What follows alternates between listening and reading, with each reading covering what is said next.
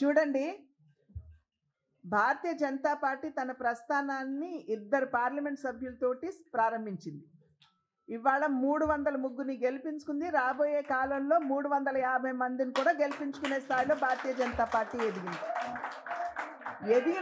ఎదిగినటువంటి సందర్భంలో ఆ పరిస్థితులకి అనుకూలమైనటువంటి నిర్ణయాలు, అప్పటి పరిస్థితులకి అనుకూలమైనటువంటి నిర్ణయాలు భారతీయ జనతా పార్టీ ఎప్పటికప్పుడు సమీక్షించుకుంటూ తీసుకున్నటువంటి నేపథ్యంలోనే ఈ స్థాయికి ఎదగలిగింది. సౌత్ ఇండియాలోనే అతి తక్కువ ధరలకి రత్నాలను అందించే ఏకైక సంస్థ 6JVR.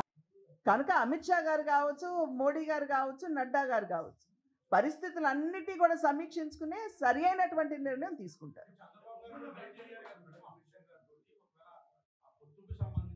నేను చెప్పాను కదండి, ఎప్పటికప్పుడు సమయానుకూలంగా పరిస్థితిని బేరీజు వేసుకుని పార్టీ బలోపేతం అయ్యేటువంటి నిర్ణయాలు మా నాయకత్వం తీసుకుంటుంది. నమస్కారం.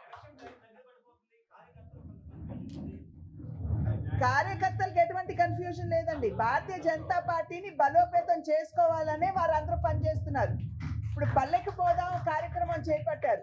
పొత్తుల మీద ఆధారపడి చేయలేదు కదా, వారు పార్టీని స్ట్రెంథెన్ చేసుకోవాలనే వారు చేస్తున్నారు. అనేక కార్యక్రమాలు చేయబోతున్నాం మేము ఇంకా రాబోయే కాలంలో కూడా. అవన్నీ కూడా పార్టీని బలోపేతం చేసుకోవాలి. కనుక కార్యకర్తల్లో కన్ఫ్యూజన్ లేదండి. పార్టీని స్ట్రెంథెన్ చేసుకోవాలనేదే లక్ష్యం.